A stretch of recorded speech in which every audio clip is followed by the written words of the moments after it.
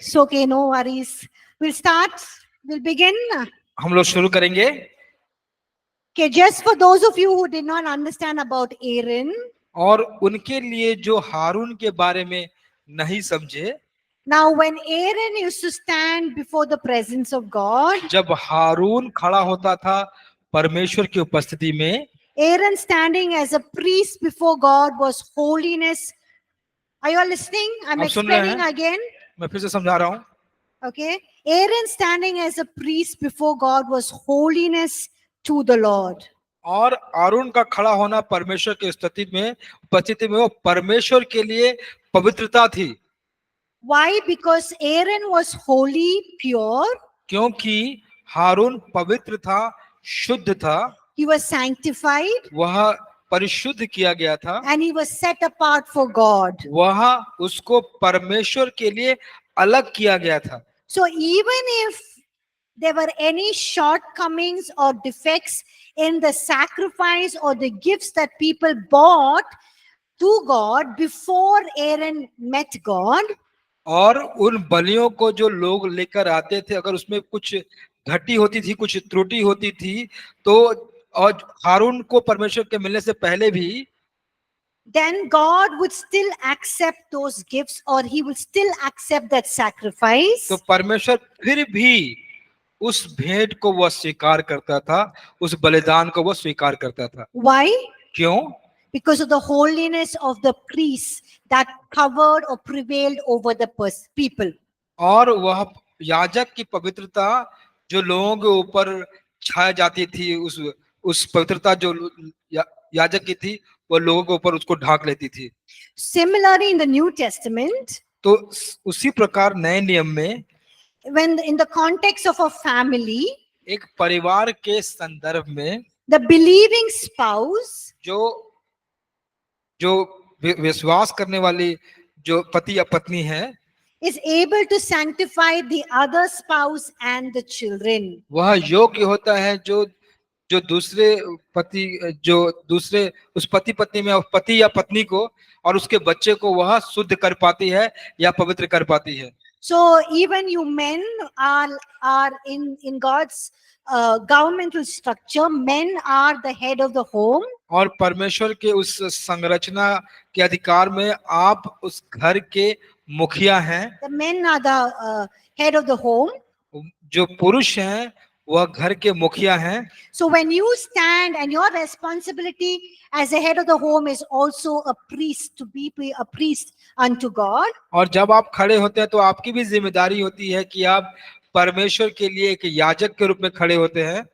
And God has also called you to be the priest of the home. और परमेश्वर ने आपको बुलाया है उस परिवार का याजक बनने के लिए. So when you are a believing spouse and you stand before God, you are holiness unto the Lord. और जब आप एक विश्वासी पति या पत्नी बन जाते होते हैं और जब आप परमेश्वर के सामने खड़े होते हैं तो आप परमेश्वर की पवित्रता बन जाते हैं. And your children can also be sanctified as a result of you. और आपके बच्चे भी आपके उस काम के कारण आप वह पवित्र हो जाते हैं, वह उसका परिणाम होता है. And the blessings flow down. और फिर आशीषें आने लगती है. In the same way, in the church, उसी प्रकार कलीसिया में भी we see that, हम देखते हैं, or we can extend this truth to spiritual leadership. और इस सच्चाई को हम जो आत्मिक जो नेतृत्व है उसके पास भी ले जा सकते हैं. Where a pastor is standing before God, कि यहाँ पर एक पासवान परमेश्वर के सामने खड़े हैं, and when he is standing before God as a priest unto God, और जब वो परमेश्वर के सामने खड़े हैं एक याजक के रूप में, his holiness unto the Lord. वह परमेश्वर के प्रति वह एक पवित्रता है.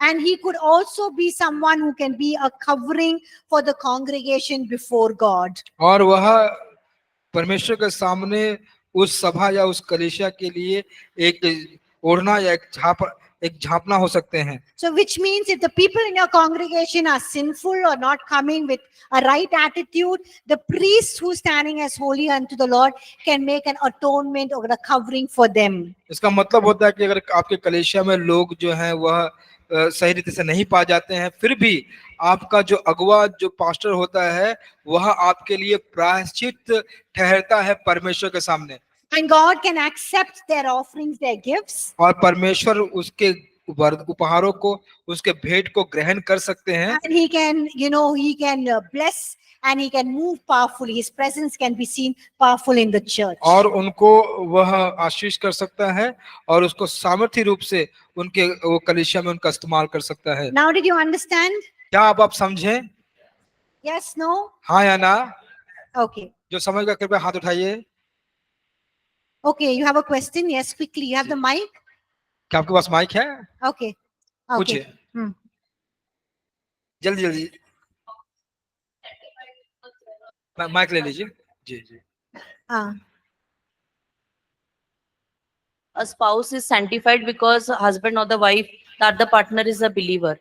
So if the husband or the wife is into adultery or into idol worship or into witchcraft, so then too that person is sanctified. It means that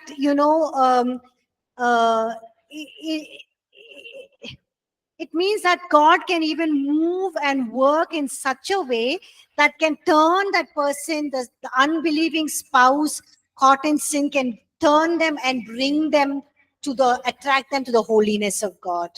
तो प्रश्न था कि अगर मान लीजिए विश्वासी पति या पत्नी में से कोई अगर व्यभिचार में या गंदे काम में या जादू टोना में फंस जाए तो क्या वो भी उस पति की या पत्नी के विश्वास योग्यता के कारण बचाया जाएगा? तो उत्तर था कि नहीं, जो वह जो आकर्षण है उस पवित्रता का, उस पत्नी या पति का, वह उस व्यक्ति को बदलने में पूरा सहायता करेगा और वह व्यक्ति बदल कर उस पवित्रता में आ जाएगा। God can move.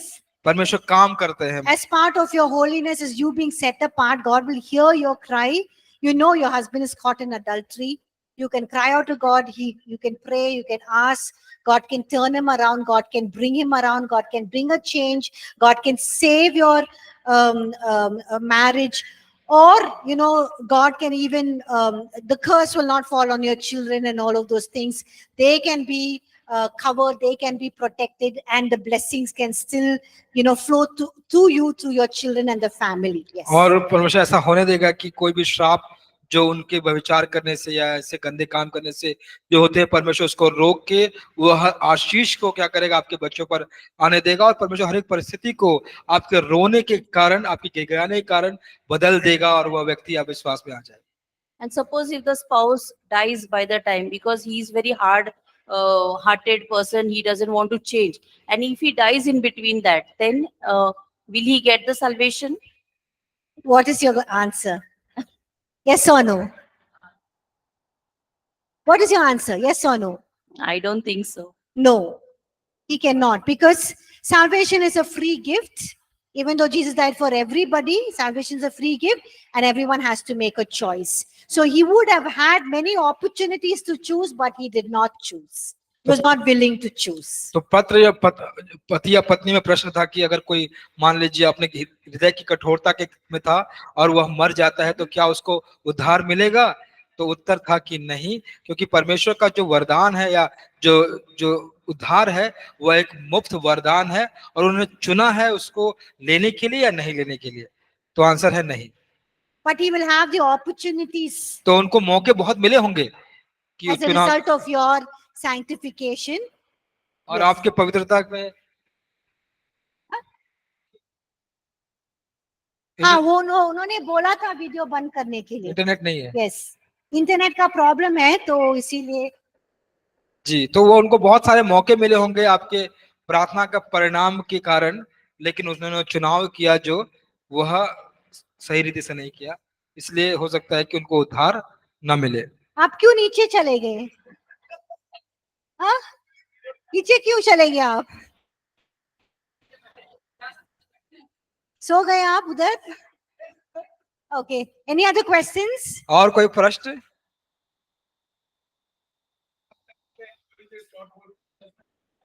When sometimes your influence is not good.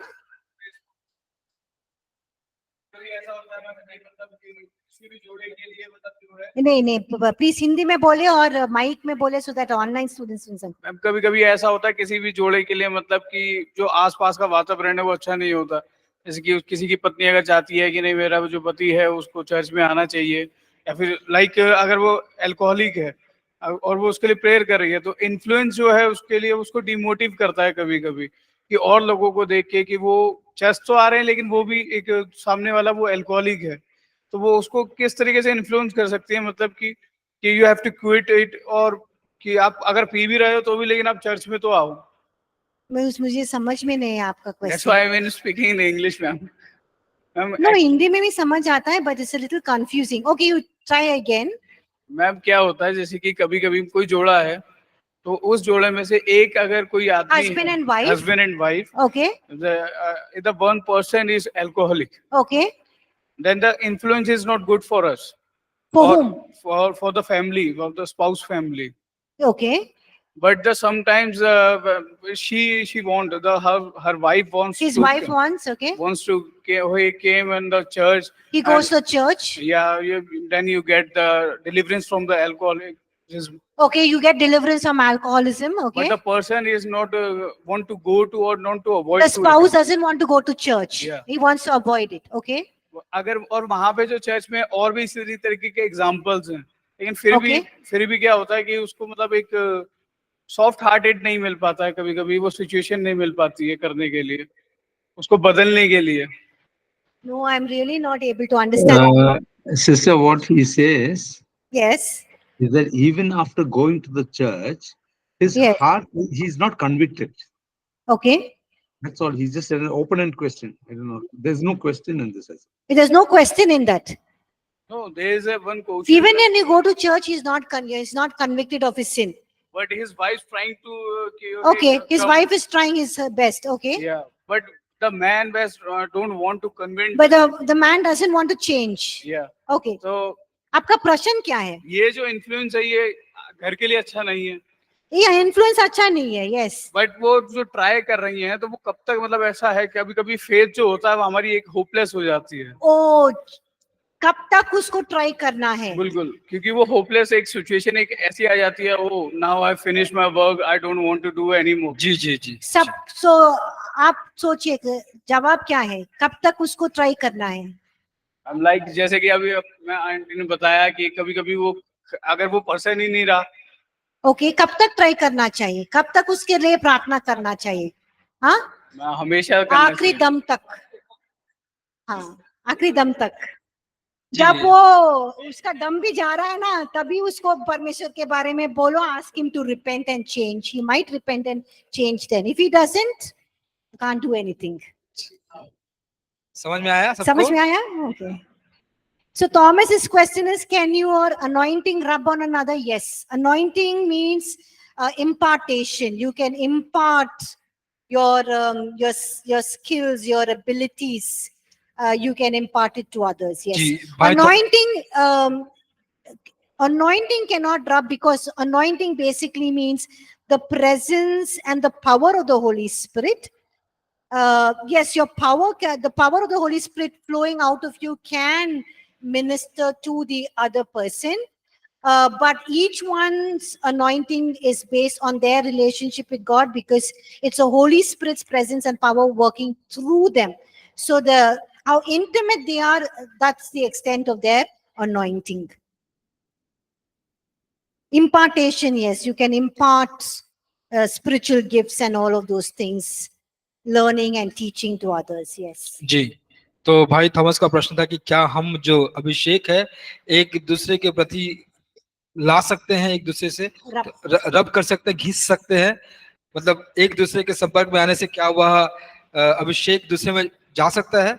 तो मैम का उत्तर था कि नहीं, वह आपके व्यक्तिगत रिश्ता जो होता है परमेश्वर के साथ, उससे उसका निर्माण होता है, और जितना ज्यादा परमेश्वर के साथ रिश्ता रखते हैं तो वह आप पवित्र आत्मा की शक्ति से, अभिषेक से आप चंगाई कर सकते हैं, चमत्कार कर सकते हैं, छुटकारे कर सकते हैं, लेकिन किसी person can experience that.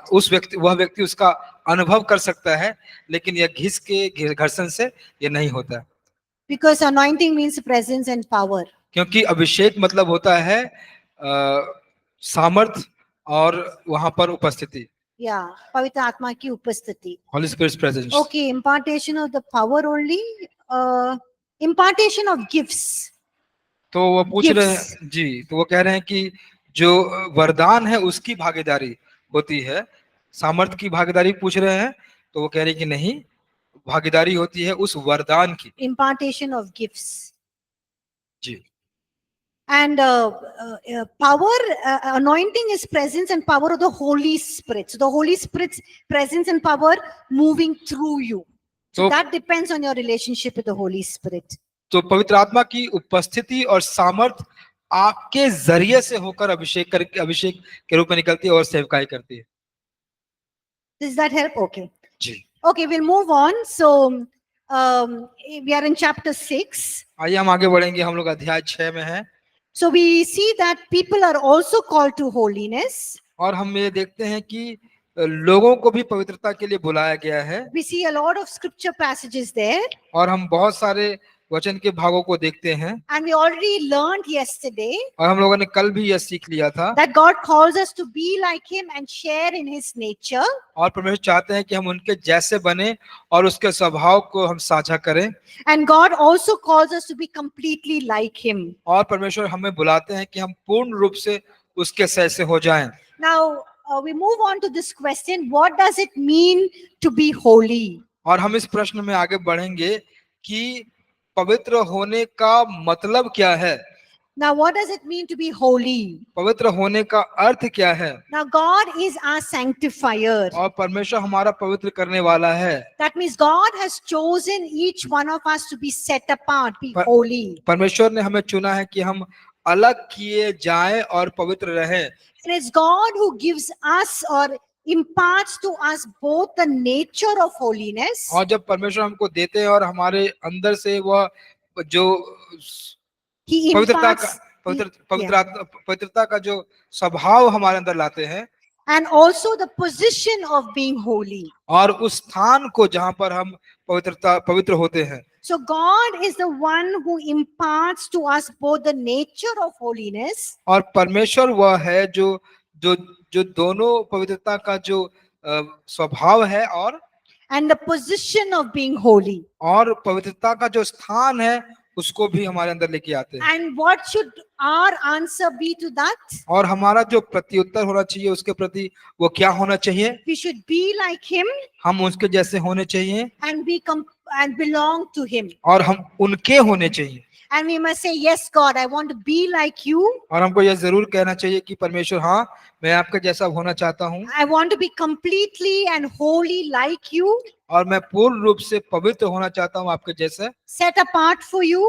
आपके के लिए अलग किया जाना चाहता हूँ. And also I want to reproduce your holiness in and through me. और मैं आपका जो पवित्रता है वह मेरे जरिए से उसको मैं प्रतिबिंबित करना चाहता हूँ. So we are called to be holy like God. तो हमको बुलाया गया है कि हम परमेश्वर के जैसे पवित्र बने.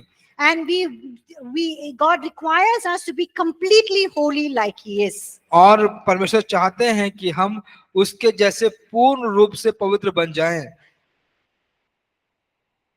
So how does God make it possible तो परमेश्वर कैसे इसको संभव बनाते हैं for us हमारे लिए, we were once so much deep into sin और एक बार हम लोग कितने गहराई में पाप में थे, and we were once in the world. और हम एक बार संसार में थे.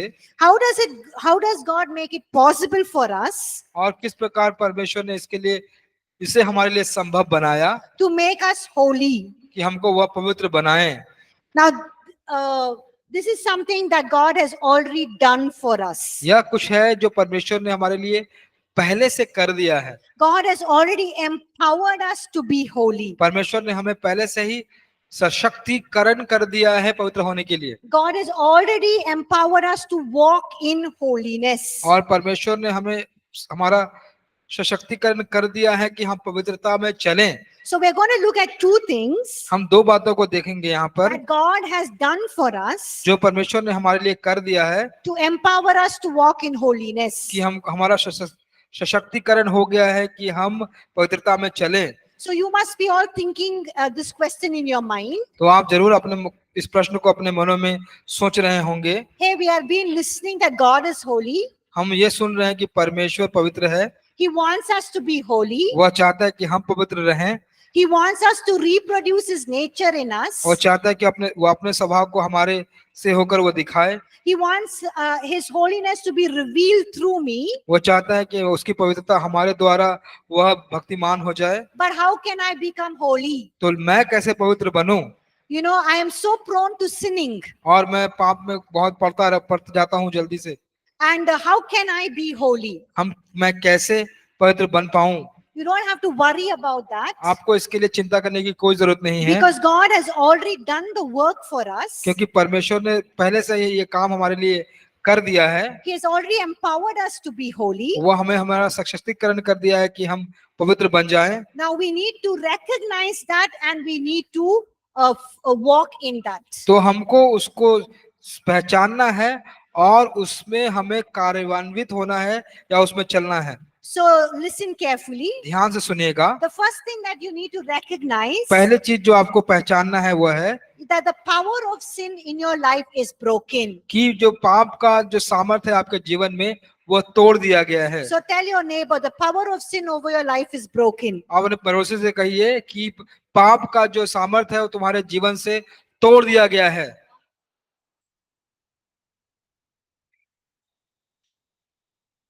And I believe that all of you have accepted Jesus Christ. और मैं विश्वास करती हूँ कि आप में से सबों ने यीशु मसीह को ग्रहण कर लिया है, That you are a new creation in Christ Jesus. कि आप प्रभु यीशु मसीह में एक नई सृष्टि है।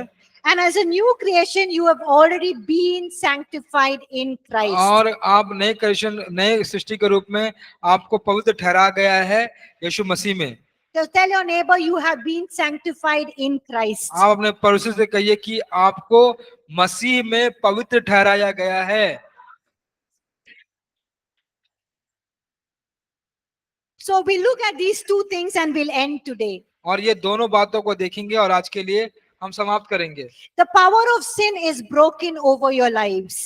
जो पाप का सामर्थ्य है वह तोड़ा गया है आपके जीवनों से।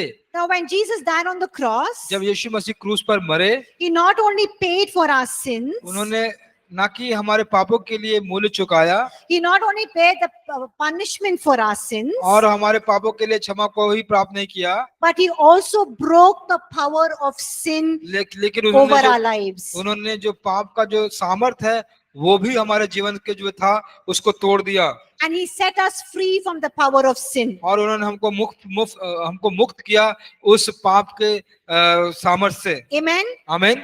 So the power of sin is broken over your life. सो जो पाप का जो सामर्थ्य है आपके जीवन के ऊपर उसको तोड़ दिया जा चुका है। So raise up your right hand अपने दाहिने हाथ को ऊपर कीजिए। and say the power of sin आप कहें कि पाप का सामर्थ्य is broken over my life. मेरे जीवन से तोड़ दिया गया है, Because of what Jesus did on the cross. जो क्रूस पर यीशु ने काम किया उसके चलते। Amen. आमीन। So we studied in Christology तो हम लोगों ने क्रिस्टोलॉजी में पढ़ा था that we identify with Christ. कि हमको मसीह में पहचान मिलती है। Yes or no? हाँ या ना? We identify with His death. हम उसके मृत्यु से वो हमारी पहचान उसकी पहचान होती है। Yes or no? हाँ या ना? We identify with His burial. और उसके जो गाड़े जाने से उसकी पहचान होती है। We identify with His resurrection, और उसके पुनरुत्थान होने से हमारी उसकी पहचान होती है। His ascension, उसके उठाए जाने से, and is seated on the right hand of God. और वह परमेश्वर के दाहिने हाथ में जाके बैठा है। Remember that? आप उसको याद करते हैं? Yes. So how do we identify with His death?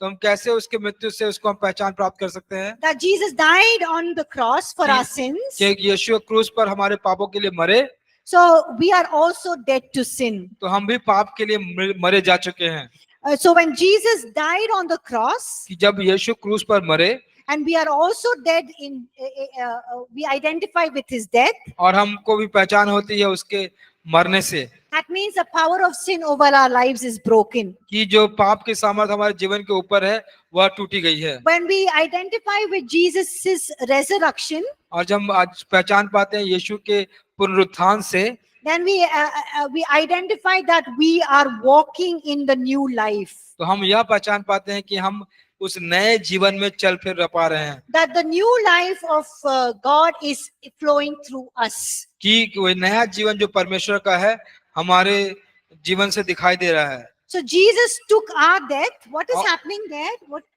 क्या आवाज आ कुछ रहा है? आवाज आ रहा है क्या? किसका फोन है? हाँ जी भाई। Okay, so so what, Jesus died in our place तो यीशु हमारे जगह स्थान पे मरे so that we can have His life. क्योंकि हम उसका जीवन प्राप्त कर पाए। Amen. आमीन। So look at Romans chapter 6 verse 6. हम देखेंगे रोमियो अध्याय 6 का 6।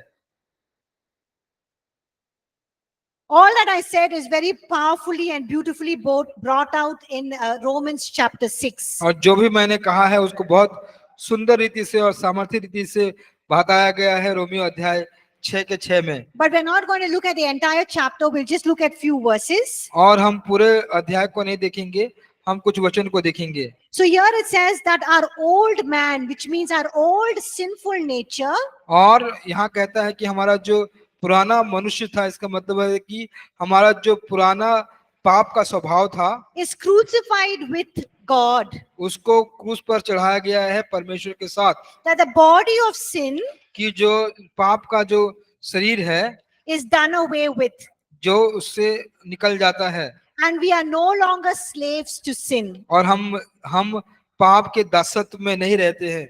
So we see that God Himself, broke the power of sin and set us free. और हम देखते हैं कि परमेश्वर ने खुद से पाप के सामर्थ को तोड़ दिया है और हमको आजाद कर दिया है। So what do we do now? तो हम अब क्या करें?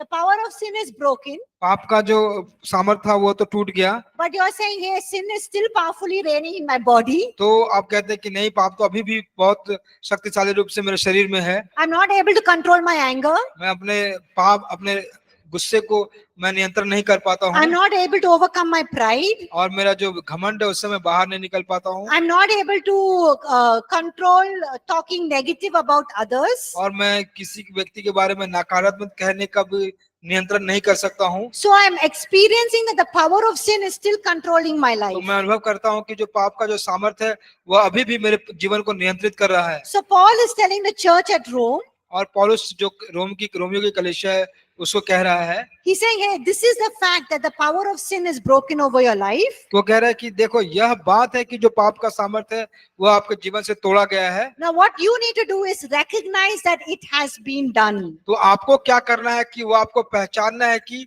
यह कर दिया गया है And count it as a fact. और उसको एक तथ्य के रूप में आप उसको गिनिए And believe in that. और उसमें आप विश्वास कीजिए। So you need to say that, hey, the power of sin over, the power of anger over my life is broken. आप ये कहें कि जो पावर, जो शक्ति थी गुस्से की, वह मेरे जीवन से जो थी वह तोड़ी गई है। It cannot control my body. अब वो मेरे शरीर को नियंत्रण नहीं कर सकती, I can overcome it. मैं इससे बाहर निकल सकता हूँ। Or the power of telling lies जो झूठ बोलने की जो सामर्थ्य थी is broken over my body. वह मेरे शरीर से तोड़ी गई है And it cannot control my life. और मेरे जीवन को वह नियंत्रण नहीं कर सकती। Or the desire to see dirty things or dirty pictures on TV and internet is broken over my life. और जो हमारी इच्छा रहती थी जो गंदी चित्रों को देखना टीवी में या इंटरनेट पे, वह भी तोड़ी गई मेरे जीवन से। That means it does not control me. I have a control over it. तो इसका मतलब होता है कि वह मुझे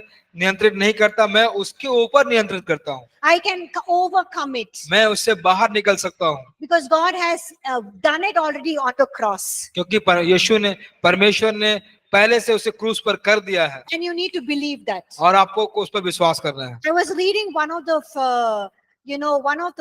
Bollywood, the person who writes song lyrics. और जो संगीतकार होता है, नहीं, जो गीतों को लिखता है, गीतकार, Yes. तो उसके बारे में पढ़ रहा था बॉलीवुड का। In Bollywood, and he was saying that he was a bad alcoholic. वह कहता था कि वह एक बहुत बुरा शराबी था, He would drink the entire day. वह पूरा दिन पीता था।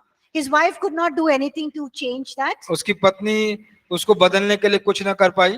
And one day he drank a whole bottle of Bacardi. और बकाडी का पूरा बोतल एक दिन वो पी गया। And then he realized और फिर उसने यह सोचा that if he continues drinking like this, कि अगर वह लगातार ऐसा पीना शुरू करेगा he will not even touch 50 years. तो वह 50 साल भी छू नहीं पाएगा। And he said, that was the end. That was the last thing I drank. और वह कहा कि नहीं, अब वही अंतिम था और वही अंतिम पिया मैंने, वह उसी दिन था। And even if he takes up a glass of alcohol or champagne for a toast, और जब वो एक टोस्ट के लिए अगर वह शराब के या शैंपेन को वह उठाता था, he would not drink it. उसको वो पीता नहीं था। I was thinking, wow, what he's saying, he was talking about the power of willpower. तो वह बात कर रहा था अपनी इच्छा शक्ति के बारे में। And I was thinking that when we are believers तो मैं सोच रहा था कि जब हम एक विश्वासी हैं and we have the Holy Spirit living in us, और जब हमारे अंदर जब पवित्र आत्मा रहती है, and we also know that when Jesus died on the cross, the power of sin is broken. और अब ये भी हम जानते हैं जब यीशु मसीह क्रूस पर मरे तो जो पाप का सामर्थ था वो टूटा गया।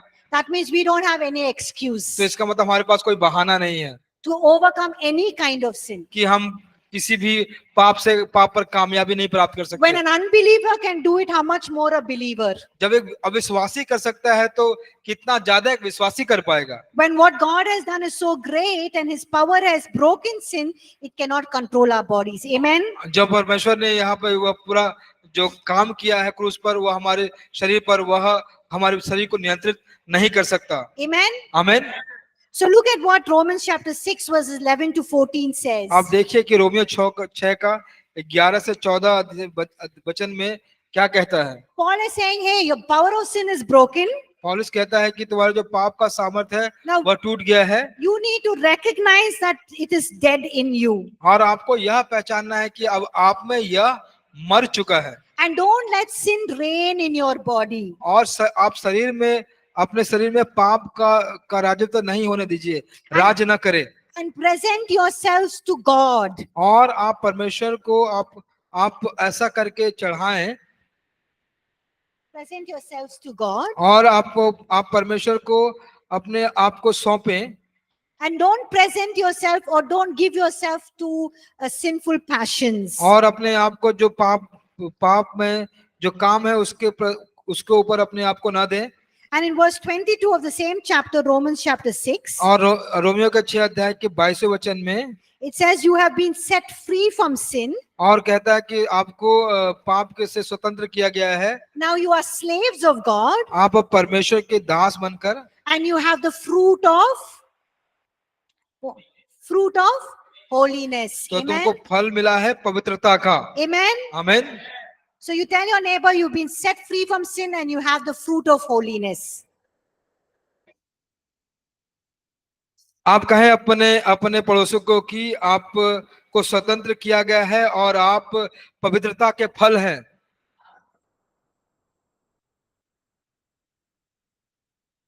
Amen. आमीन। Did you understand Romans chapter 6? क्या आप समझे रोमियो के अध्याय 6 को?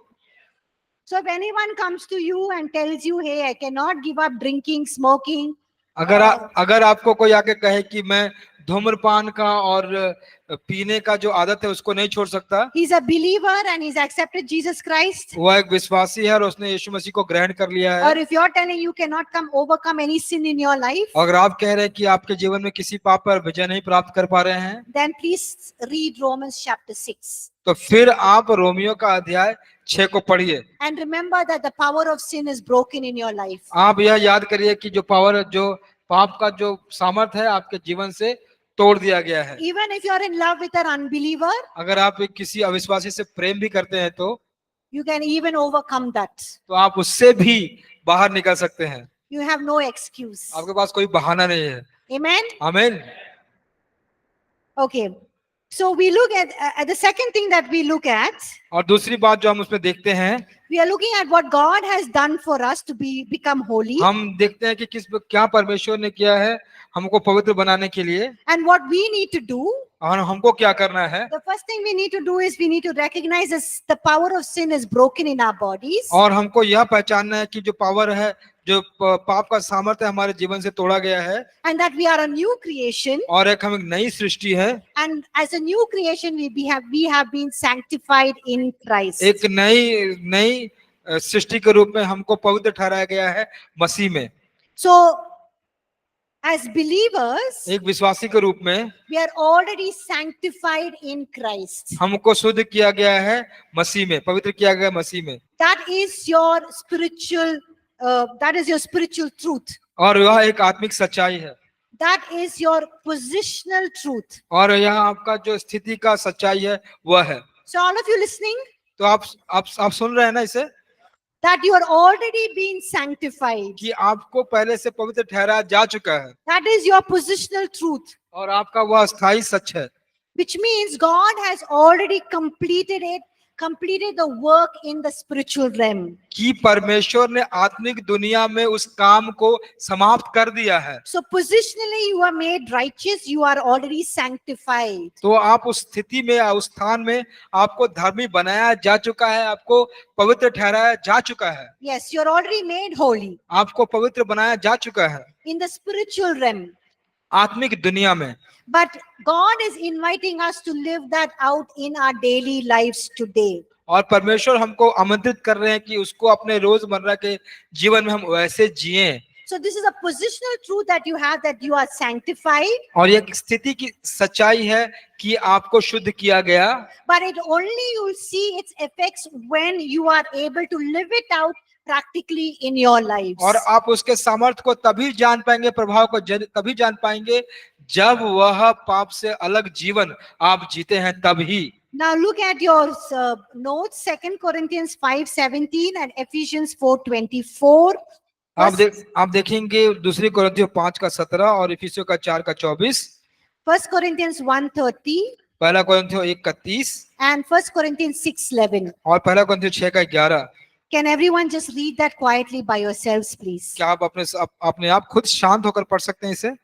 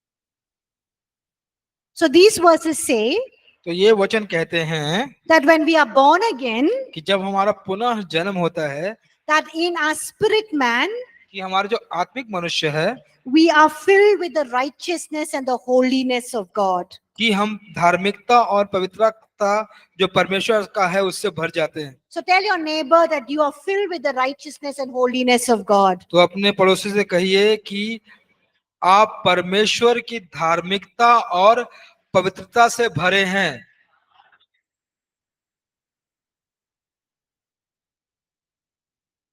And God has already sanctified you. That means He's already set you apart for Him.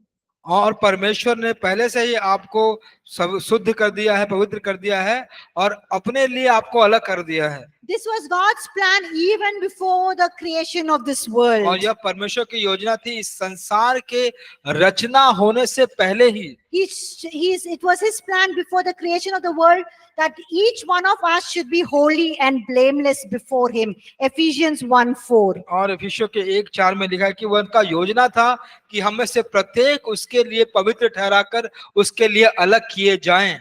So this is a positional truth. That means this is your position. This is your position in front of God, that you're sanctified, made holy, made righteous. यह आपका एक स्थिति, आपका स्थान है कि परमेश्वर के सामने आपको शुद्ध किया गया है, आपको पवित्र किया गया है, आपको अलग किया गया है। But there is also a practical aspect for the sanctification, और कुछ जो प्रक्रिया होती है वो भी होती है उस पवित्र किए जाने की, where we need to live our lives every day जहां पर हमको जीना पड़ता है हमारे जीवन को रोज रोज as people who are sanctified and made holy. उस प्रकार के व्यक्ति की तरह जो पवित्र ठहराया गया और उसको शुद्ध किया गया वैसे लोगों की तरह। That's when we can reproduce and reveal God through us. और उसी प्रकार हम उस परमेश्वर को अपने जरिए से दिखा सकते हैं और परमेश्वर का प्रतिबिंब या प्रतिनिधि बन सकते हैं। Look at Hebrews chapter 10 verses 10 to 14. आइए देखेंगे इब्रानियों का 10 से 14। Here it says that we have been sanctified. और हमको यहाँ पे कहा गया है कि हमको शुद्ध किया गया है। He has perfected forever those who are being sanctified. और वह सदा के लिए हमें वह शुद्ध किया गया है। So two things, we have been sanctified. तो दो बातें, हमको शुद्ध किया गया है That means God has already made us holy. क्योंकि परमेश्वर ने हमको पहले से ही पवित्र ठहरा दिया है। But it also says in verse 14 और यह भी कहता है अध्याय वचन 14 में that he is perfecting forever those who are being sanctified. और यह कहता है कि वह पवित्र किए जाते हैं जो सर्वदा के लिए सिद्ध कर दिया गया है। Can you understand the difference? आप अलग इसका अंतर समझ पा रहे हैं? सब लोग सुन रहे हैं? अब are you all listening? So these two verses in verse 10 of Hebrews 10, it says, we have been sanctified. That means we're already made holy. देखिए इब्रानियों के 10 के अध्याय में कहता है कि हमको पवित्र किए गया है। But in verse 14 of the same chapter, और उसी अध्याय के 14 वचन में it says he has perfected forever those who are being sanctified. और वह कहता है कि वह सर्वदा के लिए सिद्ध कर दिया गया जो पवित्र किए जाते हैं। So that means we have been sanctified, we are already sanctified, but we need to be sanctified every day, every moment of our lives. तो इसका मतलब होता है कि हमारे जीवन के रोज के दिनों में और रोज हर समय हमको शुद्ध होने की, पवित्र होने की जरूरत है। So here we know that God has sanctified us and perfected us. He has made us completely and fully sanctified, and there's nothing lacking in us. और परमेश्वर ने हम यहाँ पर देखते हैं कि उसने हमें पूर्ण रीति से हमें पवित्र कर दिया है, हमको शुद्ध कर दिया है और उसमें कोई कमी नहीं है। But also scripture says that we are being sanctified. और वचन ये भी कहता है कि हमें भी शुद्ध किया गया है, पवित्र किया गया है। So we look at some practical areas where God's holiness touches us. और हम कुछ ऐसे स्वाभाविक क्षेत्रों को देखेंगे जहां पर परमेश्वर का आत्मा हमें स्पर्श करता है, छूता है। I think we'll stop now हम यहाँ पर रोकेंगे because all of you are so tired. Thank you for your patience. हम देख रहे हैं कि आप बहुत थके हुए हैं, आपके धीरज के लिए आपका धन्यवाद। But it's important to understand these two things, and I hope you understood it. जो मैंने दो बातें बताई, अब मैं आशा करता हूं कि आपने इसे समझा है। समझा है? समझा है? God has already sanctified us, परमेश्वर ने हमको पवित्र ठहरा दिया है, completely holy, पूर्ण रूप से पवित्र, nothing lacking. कुछ भी घटी कमी नहीं है। But and He's already made us holy. वह हमको पवित्र बना चुका है। But we need to recognize that the power of sin is broken over our lives, और हमको यह पहचानने की जरूरत है कि जो पाप की सामर्थ्य है हमारे जीवन के ऊपर से तोड़ी गई है, and that we have been sanctified in Christ. क्योंकि हम मसीह में हमें पवित्र ठहराया जा चुका है। Okay, we'll stop here. और हम यहाँ पे रोकेंगे। Any questions anyone has? अगर कोई प्रश्न है किसी के पास, आप पूछ सकते हैं। Online students, you have any questions? जो ऑनलाइन में हमारे छात्र हैं, क्या आपके पास कोई प्रश्न है?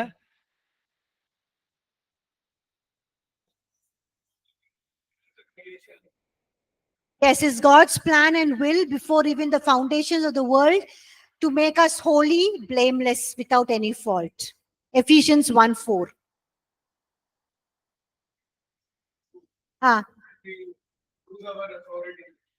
Yes. We have become sinful. Yes. Yes, we can. We are sanctified in Christ after Jesus died on the cross. We are sanctified, made righteous. It's a positional truth, but we need to make it more practical. That reality in our lives should be when we make it more practical, when we live it out. तो वास्तविकता हमारे जीवन में ऐसे होना चाहिए कि हम उसको अभ्यास करें ताकि और हम पवित्र बने जाए, क्योंकि परमेश्वर ने वह क्रूस पर जो काम किया उसके चलते हमको पवित्र ठहराया जा चुका है और उसका अभ्यास करना हमें जरूरी है।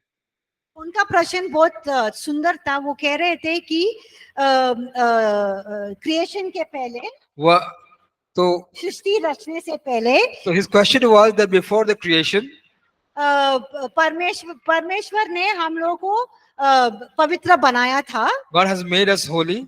But when Adam and Eve sinned, लेकिन जब आदम और हवा ने पाप किया we became sinful beings. और हम लोग जब बहुत पापी प्राणी बन गए, But when Jesus died on the cross, लेकिन जब यीशु मसीह क्रूस पर चढ़े, he broke the power of sin. वह पाप के जो सामर्थ को तोड़ दिया, He atoned for our sins. वह हमारे पापों के लिए प्रायश्चित किया And now we become sanctified and justified and righteous. और फिर हमको पवित्र ठहराया गया, शुद्ध किया गया और धार्मिक कराया गया। And now we need to live out of that positional truth. और जो स्थिति का, जो स्थान का जो सत्य है उसके अनुसार अभी हमको जीना है। Very beautiful. Just in one line, he just finished everything. बहुत बहुत सुंदर, एक लाइन में आपने सब कुछ खत्म कर दिया।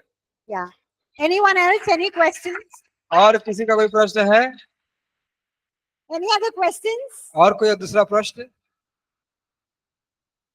Okay, if not, let's close in prayer. Brother, you can close in prayer.